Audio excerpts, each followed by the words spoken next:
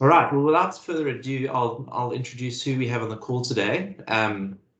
We have David Greene going to be joining us and giving us his insights. He's a customer of AWCape, and he's going to represent Isilumko and their journey that on both Sage 300 People and 300 Cloud, and their hosting options that they took on when they went with AWCape. So we're quite excited to hear about what he has to say and the journey he's gone on.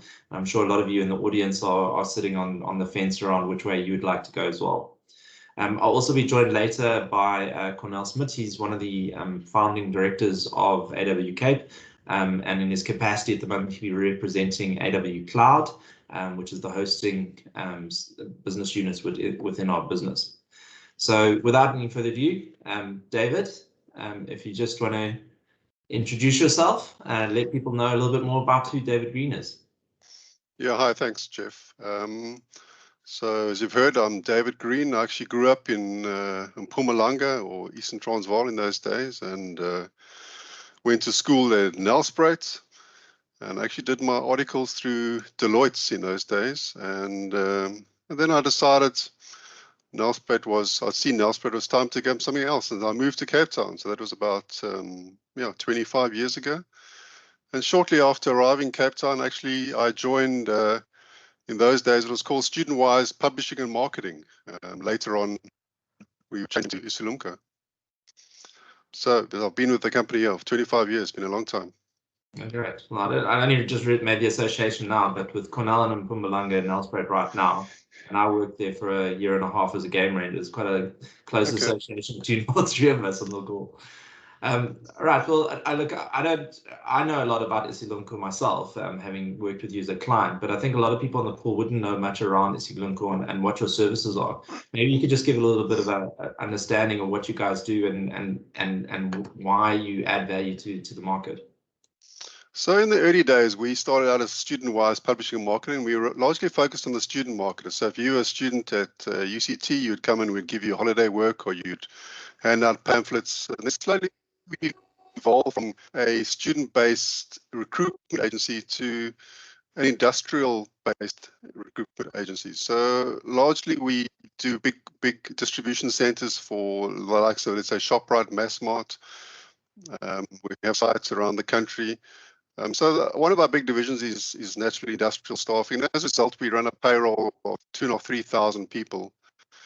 And that's sort of how we came around largely to dealing with people, and where in the old days we actually used to be on VIP Premier, and then a number of years we moved across to people, and it's subsequently became Sage 300 People.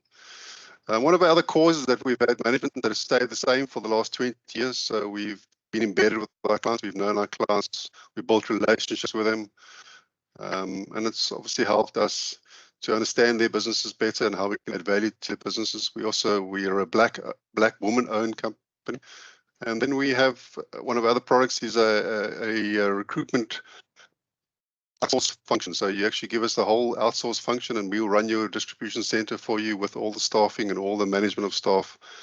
What's your return on investment? So we do the whole product in essence, in a nutshell. Yeah. Great. Look, I think there's a lot of HR and payroll customers on the line today, and I'm sure they'll be quite interested to learn more about your recruitment offerings. It's generally a question we get around the recruitment integrations with 300 People. So hopefully you get a couple of leads from this call as well. So, I mean, COVID has pretty much been the impact on all businesses over the last year. And I think, most businesses that weren't prepared for COVID have really been dramatically hit by it. Luckily, I think you'd already started the journey in terms of digital transformation and you're a better place. Why don't we just start, before we go into the cloud hosting side, why don't we just go through your choice of the systems? I mean, why did you choose 300 People, for example? So one of our core values is obviously our payroll. Our payroll drives our business in many ways. We have to run weekly, fortnightly, monthly payrolls. So we pay on average 2,500, 3,000 people a week. So the payroll choice was critical to us. When I was with Deloitte, they always used to use VIP was their go-to software. And then over time, VIP Premier, but then we reached a stage with Premier that we sort of became stuck, that the importing, the exporting, even the basis of Premier didn't really work for us. It wasn't agile enough for us. And we just wanted something that would allow us to import better and also have an integration with Excel. I mean, we all went Excel. And so we came across People was new those days. And we looked at it, and People, I must admit, when we first started with People, it was like everything you'd ever threw out the window, started again with the payroll, because it was so different to anything else we'd ever looked at. But over time, we just come to realize that the integration with People into other businesses, having this data circle, I mean, most of our information straight into the system that allows us to be incredibly efficient. And we can actually, we've been able to work with very few staff because of the efficiencies of the payroll that allows us to do that. So it's been very, very useful for us, and it's worked really well for us. Yeah.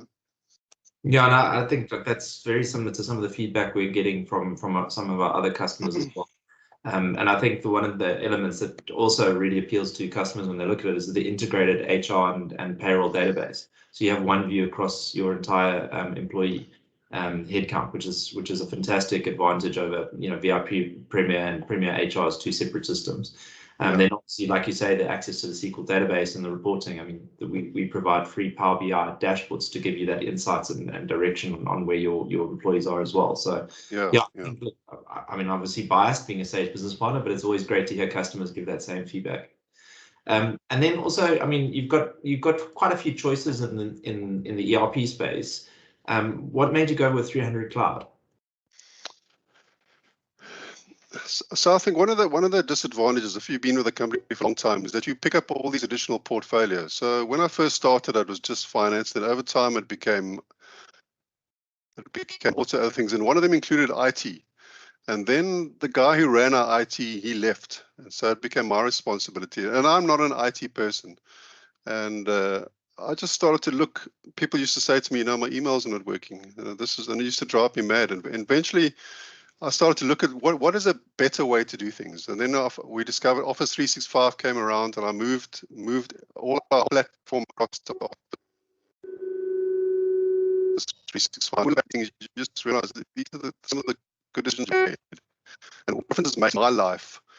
Instead of having to focus on all these issues and all these problems with IT that actually are not my problem. And so when I wanted to look for a system, there's no way to be hosted from the start, because again, I don't want to be able to have to run to my server and say, well, there's some problem with this, or it's stuck, or it needs to be rebooted. And then again, it becomes a problem. It was just unnecessary, and it's not my core value. I have to phone somebody else. I have to manage the process. So in my view, as time has come on, it's become more and more clear to me that all the things that are non-core, I don't want to have them on. I look after them. And so cloud to me was one of the things that I was not interested in, was a process that I would have to manage. I wanted it to be an outsourced process. Another thing is I think is that we always think, is it a cost value? But it's actually, cost is a less of an issue to me. It's more, does it allow you to do other things which you're supposed to be? Does it allow you to be more efficient? Does it allow you to focus on what's core to your business? And IT is not core to our business. And so over time, I've outsourced basically all these systems that which has made a huge difference to our life. And I think it just happened to be that we were in COVID, and we've seen again the tremendous value that even the people that we work with our team, if you run payroll, you realize that payroll is not driven by. There's no negotiables when people have to be paid. So they have to be paid on a Thursday, and payroll comes in late. And it's unfair to have people that are relying on public transport to sit in offices late. Where now they can sit in the comfort of their home, they can sort their kids out, then they can log on later and do the work. So even for all the staff, it's added tremendous value to them that they can connect onto a system that's cloud hosted, and we don't have this downtime. We don't have ESCOM. There's so many advantages that I just can't. Yeah, it's been a hugely beneficial process to all of us. Yeah, no, I 100% agree, and I mean it's one of the areas we're growing as well as the outsourced business. I think the cloud hosting, and we'll go into that detail now because that's the point of the webinar. But I think giving over your non-core functions to specialists, you just get the economies of scale. They're just going to do it so much better, so much more efficient, and take that headache away from your business so you can focus on what you do best. 100%. I think, we are talking about hosting today, and I think there has been a lot of confusion over the years exactly what cloud is, what hosting is. And I think, this slide kind of really just kind of as a snapshot talks to what the difference is between cloud-based systems and not necessarily just cloud-hosted system, and also SaaS, which is effectively software developed as a service.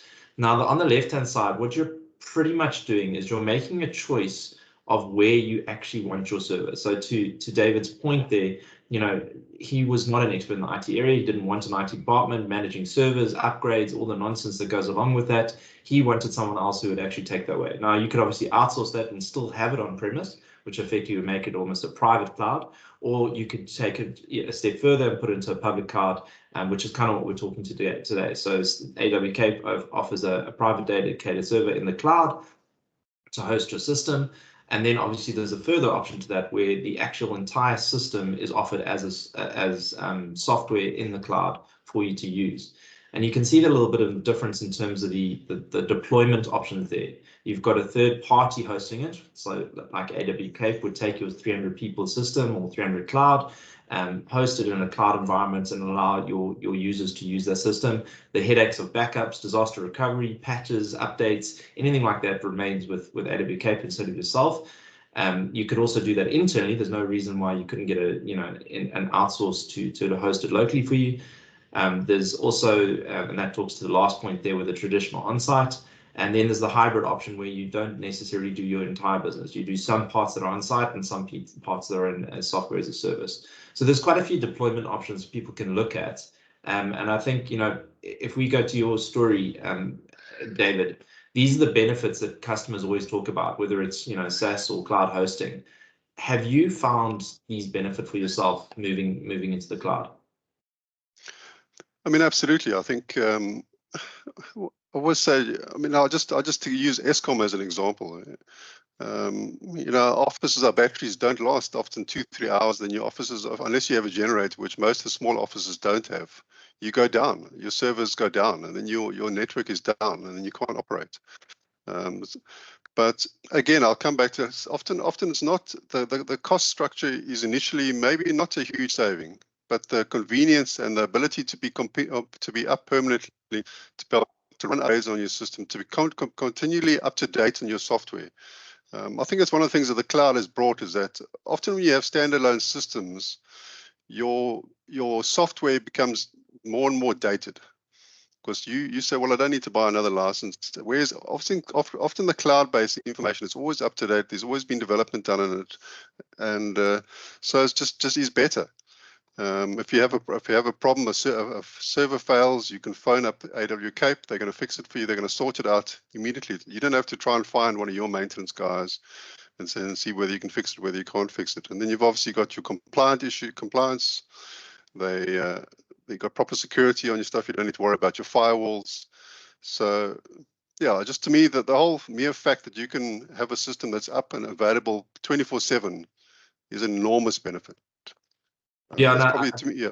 100%, David. I think one of the things you mentioned there, the South African context of load shedding. I mean, it's not a benefit that come up with most clouds, benefits around the world. Effectively, you'd need a generator pumping out diesel or petrol. That's a costly thing for most businesses to have it running just to keep their operations going. And if they don't have that, the systems don't run. So yeah, 100%. I think, to take away that headache and the cost that goes with that just to keep your lights on is terrible. And I think, a lot of the audience here are probably nodding their head and probably having seen a lot of this and experienced it. Unlike you, where you've taken the brave decision a few years ago around, we want to invest in technology and do a digital transformation. But what I'd like to know from the audience, because it's very difficult to see nodding heads in this format, is if you could use the emojis at the top there. It's a little smiley face with a hand above it, and just kind of say what has been most affected in your business. Has it been productivity, so the thumbs up, the revenue with the heart, the culture with the clapping hands, or has it been your employee sick leave? I mean, are people stressed out, working ridiculous hours just to kind of make ends meet? Let's see how many different things I see a couple of revenues coming up. Any yeah, okay, some productivity effects there going.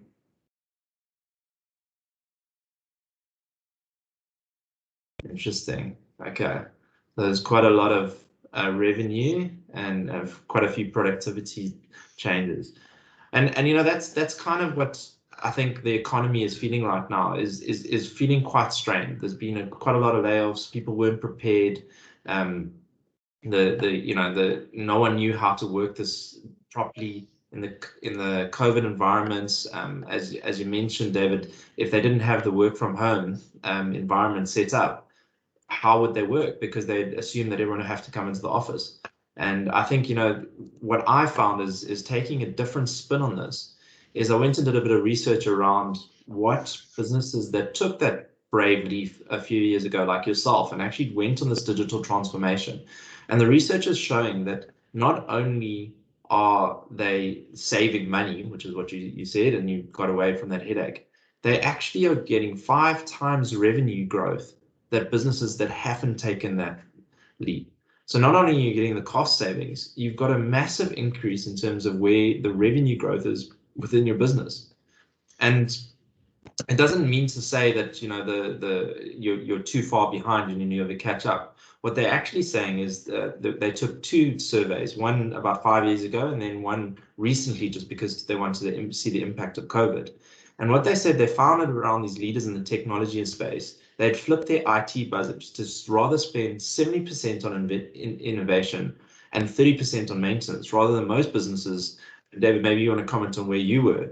But effectively, most businesses would probably spend most of their money on maintenance rather than on innovation. Yeah, I mean, I agree. I just think you spend maintenance, but it's even the maintenance. It's your time. I mean, ultimately, your time is where what you can either use your time to look after your systems and to be maintained, or you can use your time focusing what's core to your business and how you grow your business. And I just think having not being able to not having to worry about the maintenance and to whether the system is down or not is a huge benefit to us, especially for me when I'm running over divisions and I'm not a specialist in those areas. There are other big companies that might have core and network engineers, but for us medium-sized businesses, we don't have that, and there's no need to have it, because I can rather give it to somebody else who's far better than we are at it. And then as a result, it allows me to focus on what's important to our business and this is how we can grow our business. And have you found that helping you in the marketplace? So how are your competitors faring as a result? It's hard to measure versus competitors, but I can certainly say for our staff, I mean, the ability for our staff and the differences made in their lives to be able to have a system and a flexible system that they can go and work wherever they are, as opposed to sitting in an office being stuck to their one network has made a huge difference to their lives. People can be scattered all over the shows. My parents are not well, and I had to spend 2 weeks in Pietermaritzburg, and I could go, and I was sitting there as I would have been sitting in my office in Cape Town. I think that's a revolutionary process for business, and also I think this is sort of technology, and this hosting is a wave that's coming, and I think. But ultimately, everything is going to be done this way. The sooner we embrace it, the better it's for us and for our businesses. 100%. I totally support that. I'm probably a case example. The background that I've got here is the closest I've got to the Cape Town office. I'm still based in Durban, so the work from home is completely how I've lived COVID. All right, so I'm going to put Cornell on the spot now.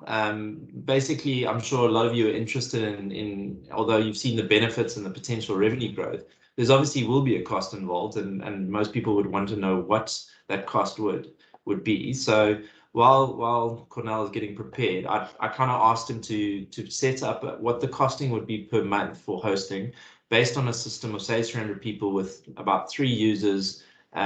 Probably about 200 users or employees or something, with no other integrations, just to kind of keep it simple for now. Kunal, do you want to go through the costing there?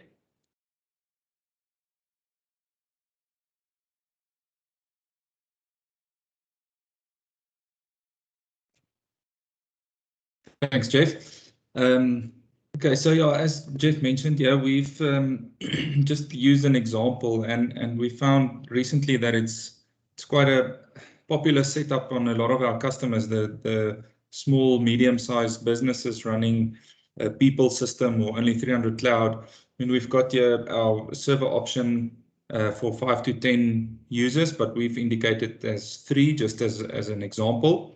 And then we can play around a little bit with the numbers there, users logging on, and this includes your backup with your full system backup, 90-day retention. So I mean, you can restore a backup 3 months back if you have anything that you need to access again, and we get to a cost there a little bit less than 5,000. If you for instance look at a little bit of a larger site, you've got maybe 15 or so users, so we can just change that to.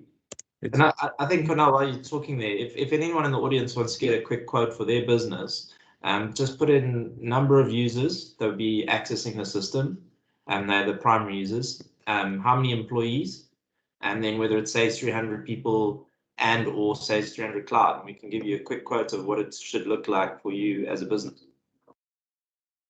Okay, so while we're waiting for a few requests there, and we use a bit of a bigger specification on the server, you can see then your price adjust like up a little bit. But I mean, if you take this into consideration, I also did a bit of research on what it would be to have your server installed on premise. You know, going through that, obviously with having a server, you need to also make sure that your server room is secure for physical access as well as your access from outside in terms of cyber security and those kind of things. And the costs there, they increase. The cost quickly ramps up there. I didn't even sum it because I think it's a scary number there. So looking at it, and this is entry-level servers as well, you immediately 50,000 Rand for a server, your peripherals, network equipment, the room, just the aircon to keep the room cool with your backup battery.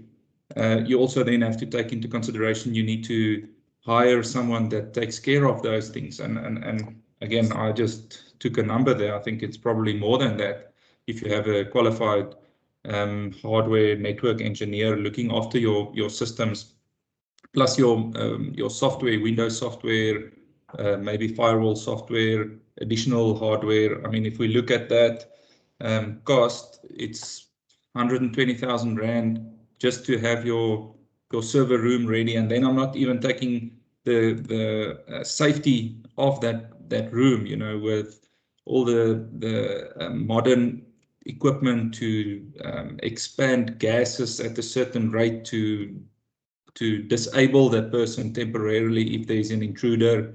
As I said, security, windows, doors, those kind of things. I mean, can you put a price on that? So I mean, in looking at the cost here of a monthly, I mean, you're gonna have to have the server available for a hell of a long time before you get to that once-off cost of having a physical server installed. Okay, so Jeff, I see we've got a few options here. Yeah. Dries is asking for three users, 50 staff, and it's cloud hosting and 300 people. Dries, to answer your question, it obviously doesn't include the software. We do have an outsource option, but that obviously there's a subscription for the software itself. This would just literally be putting and installing the system onto the server that's in the cloud, so you could access it remotely. And we're happy to give you a quote for 300 people as an upgrade as well. Okay, Cornel, is that you got the costing in there? 300 cloud for 3 users and people. We can, yeah, again, it depends on the users that you have on cloud and the number of users on people. But if you say you've got 3 there, we can potentially look at a system of about this size.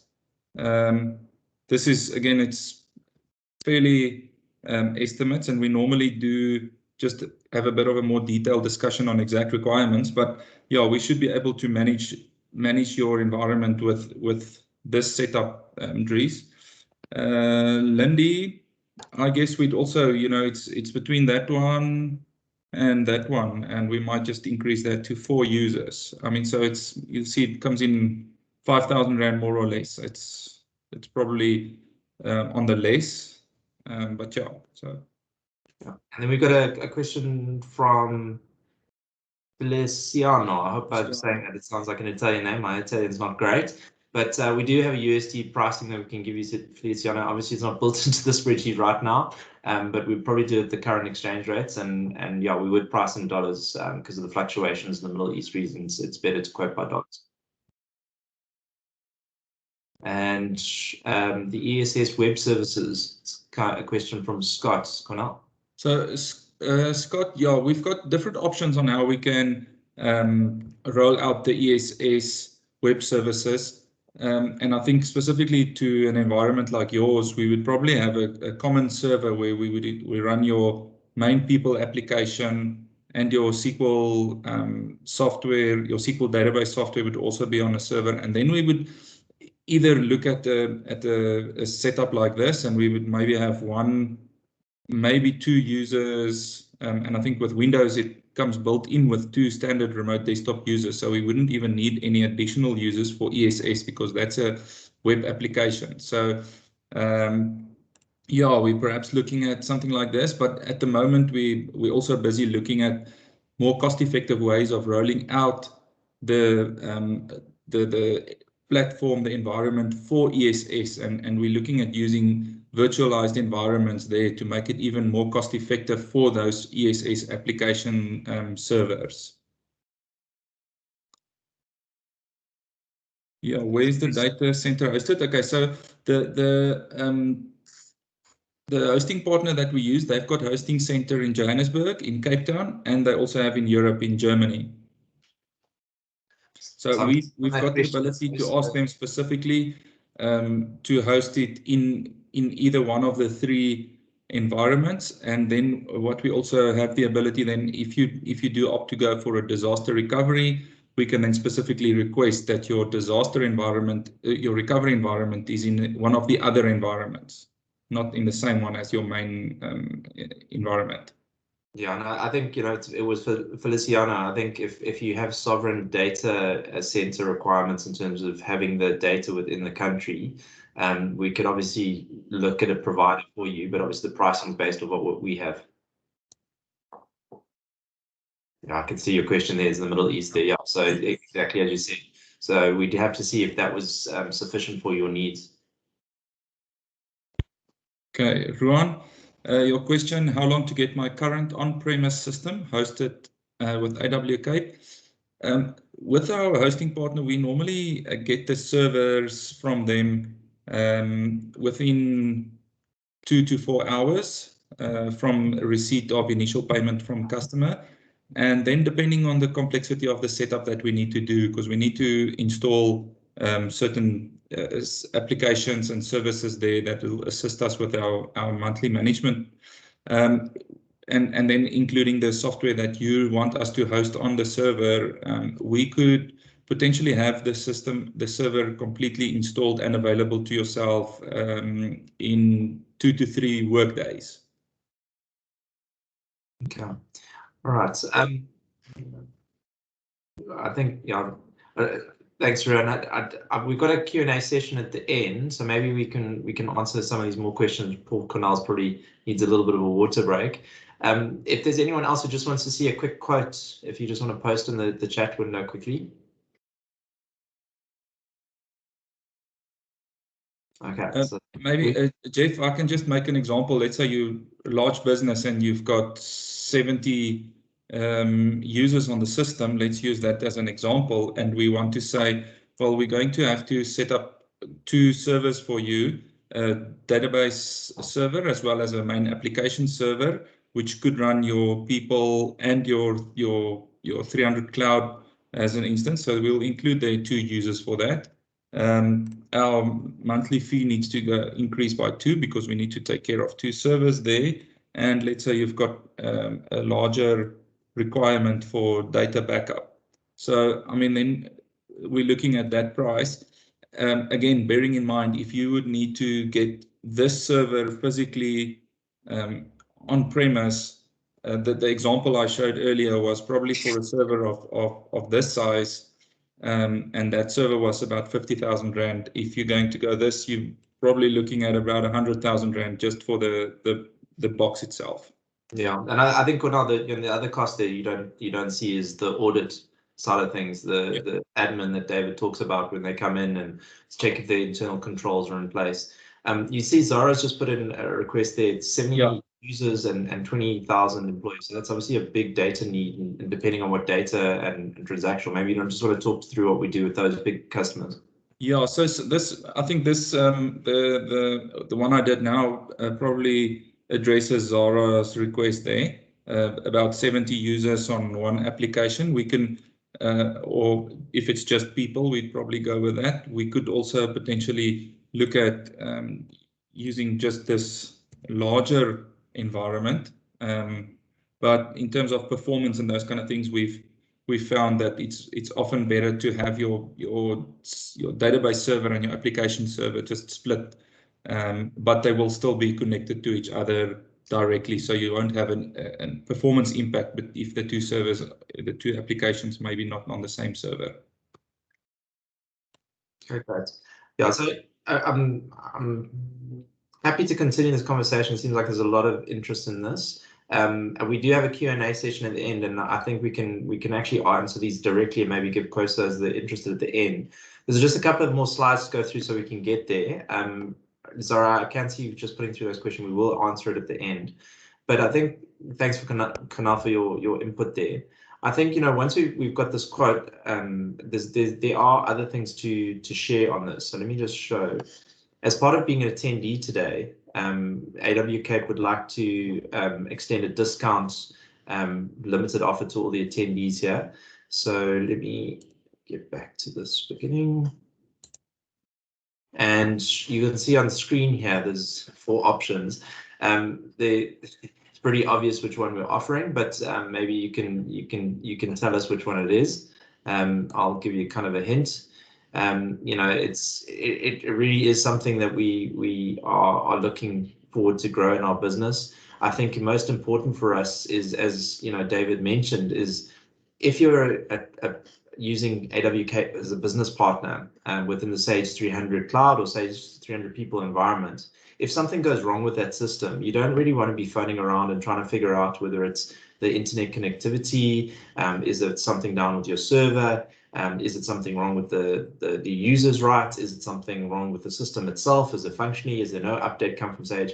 Effectively, you want one point of contact, and you don't want to go into a massive call center. And for those who are existing customers with AWCape, you know that our response times are very quick, and our customer portal is well managed.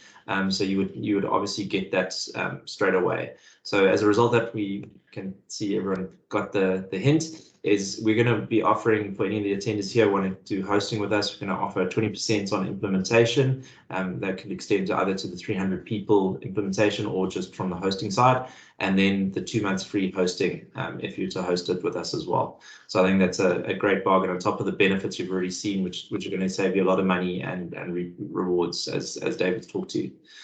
Moving on to the next slide is once you understand that the costing involved, which is it's a no-brainer from a business case, is how do you actually get there? And I don't know all the businesses that are in the audience at the moment, but a lot of the businesses that approach us, their current environment looks very much like the left-hand side.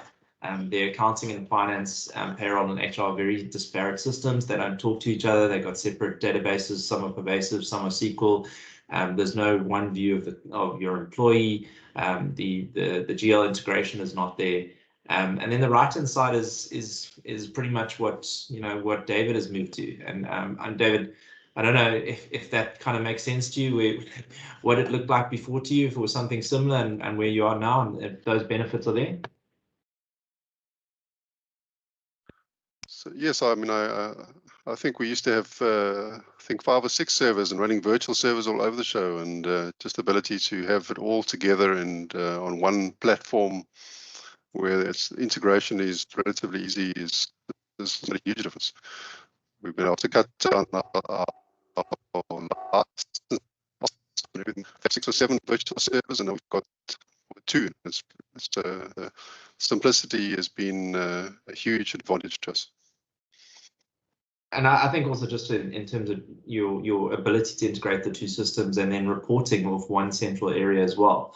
I think that, you know, where business is moving at the moment is trying to get data and information from their systems as well. It's just a lot easier.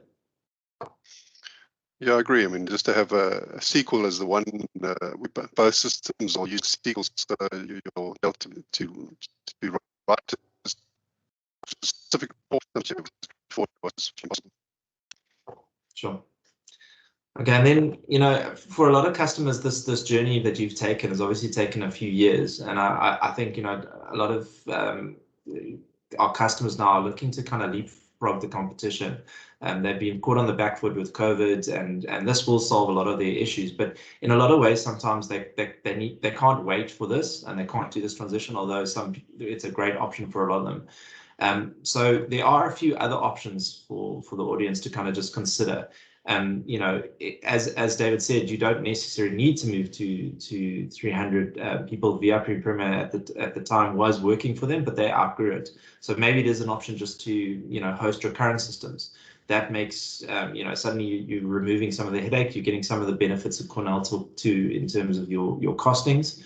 And then some of the other options, and David also mentioned around, you know, outsourcing your non-core functions. I mean, that's what Isilumko does. It's looking after the recruitment, and it's a trusted brand, and it's a specialist in what it does. So what are your core non-core functions? Is it something like payroll? AWCape is now offering an outsource on the payroll side. So, you know, we can assist you there. You both get the benefits of the Sage 300 people system, as well as still getting access to the HR side for your key staff members. You'll still have ESS availability. You'll have one view across the employees. And then you have a trusted partner both hosting and supporting that application for you. And I think that, you know, is one for you to consider. How much are you spending on your servers, your staff, the headaches, the overhead that you're sitting on every month? Is it a core skill for you, or is it something that you'd rather get done by a professional? And then the last option is for those that are brave and really looking to drive things forward. Unfortunately, there's not as many options in the HR payroll space at the moment, although Sage is getting there with their new product that they hopefully going to deliver soon. But on the finance side, with Sage Intacct, this is a revolutionary product that's now available. It's a pure cloud play, SaaS. It really is native cloud. It's been in the States for you know, for 20 odd years now. It's won the Gartner Award for the best mid-market finance system in the world for 5 years running. And it always tops the customer satisfaction surveys that are done by G2, which is, I think, more important than anything. You know, it's one thing to say it's the best system functionally, but doesn't make customers happy. All right, so I think that's really it from our side, and there are a couple of questions there to answer from the different audience members. So I think I'll skip straight to those. And let's start with Zara's question there, Cornell. Maybe if you could just answer that one. Let me just... The additional cost to have a QA environment as well. Yeah, so we will have to have a QA environment. Specifically, we like to split those environments for security purposes. So, but because it's a QA environment, it might not necessarily be required to be on the same specification level in terms of hardware. So we could look at a lower specification, but there'd be a cost to that, as it's an additional environment that we need to have. Yeah, and possibly you could spin up an environment temporarily for them on a short-term basis if they're doing any development side of things. Yeah, look, it depends on the requirement for the QA environment. If it is an environment that needs to be up all the time, that's one option. The other one is to look at having it as a on demand, you know, and we could then just and then there's a cost obviously for the time that you're using it. Okay. And then there's a question from Khalil. Are there any additional costs to hosting, like setup, Excel, SQL? Yeah. So when we embark on this project, we will need to make sure of all the software that you require to have hosted on your server. And it could potentially be that you're already licensed for those software, which there would be no additional cost for that software. But if you don't have those software licensed, we will include that as part of the cost. And it could be your Microsoft SQL server you need to have a licensed copy of that, Excel perhaps, or Office. So there is additional cost, but we'll need to obviously make sure that we get your requirement in terms of software required. Yeah, and again, for us, this the hosting is not necessarily the biggest profit maker for us. It really is to offer supplementary service to the support of the Sage 300 people, or VIP Premier, or Sage 300 Cloud System, and it just makes sense for us to have control of both the environment it's installed in, as well as the functionality and the support you require. So we're not trying to make money off it. So if you can source SQL, Excel, whatever through your own volume-based agreements with Microsoft, so much the better. It saves you money, and you get the benefit of the cloud hosting as well. Okay, so Vasi, how long is the offer available in terms of the discount for this? It's indefinite. I guess we have you registered as a I would say Henry's probably in the call, probably jumped down my throat, but I'd say as long as probably 6 months, I'd say is the longest, but we could obviously we could have that chat at a later stage, Vasi, if we need be. You're talking about your budget and financial year, but I'd say probably about a 6-month period, probably fair enough to validity. Okay, and then there's another one from Zara. Is there any additional costs in terms of doing Sage updates and maintenance? So yeah, our monthly maintenance, which is part of your monthly fee for the hosting, that includes our normal monthly checks. Is your antivirus up to date, your backups running, your Windows updates, is that all up to date? We're checking for all security systems and make sure that the firewall is up to date as well. So that's our normal monthly service. Also creating new users, password resets, those kind of standard monthly things. The update of your applications in terms of People and Sage 300, that is not part of our monthly fee. That is normally charged by the relevant consulting team to install those updates as they are rolled out by Sage. Okay.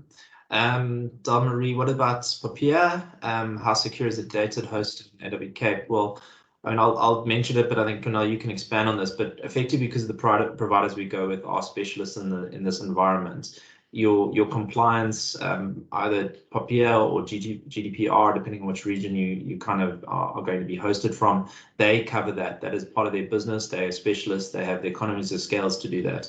And I don't know if you want to just add a bit more to that, Kunal. Yeah, in terms of the environment, the hosting center, they secure themselves from all outside access. But I mean, I'm sure you're all aware that we can only do as much as what is available on the databases outside.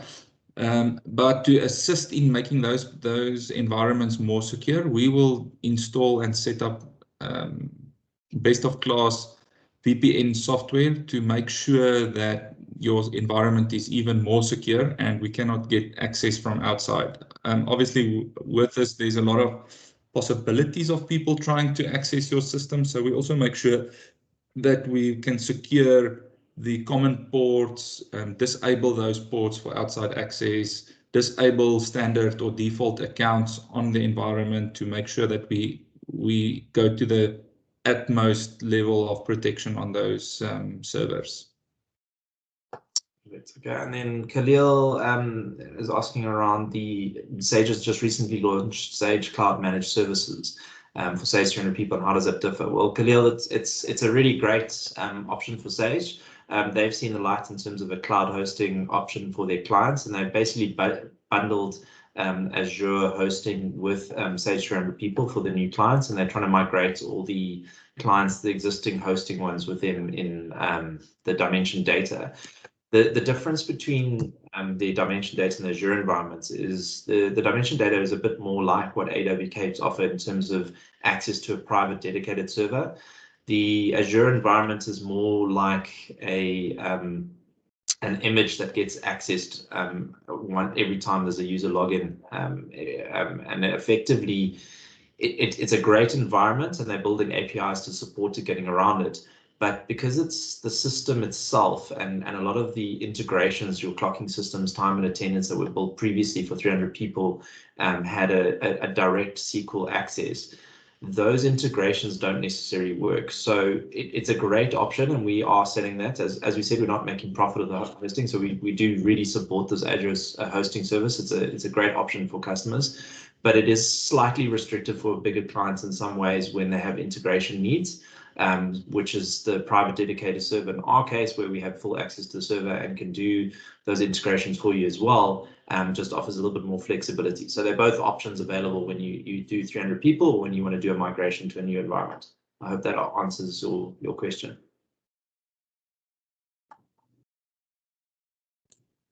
Okay, so that's pretty much it from the chat. I don't know if there's any other questions coming through from anyone. We're happy to stay online, and if you want to ask individually for another quote, you can obviously send through your details to AWCape. We have a contact form on our website as well, but you've got all our details from this webinar. And I really just want to thank David Greene while we still have the opportunity. It really has been a pleasure chatting to you, David, and learning about your business a bit more. I think you really have embraced the digital transformation, and hopefully everyone on the audience has learned a little bit from you.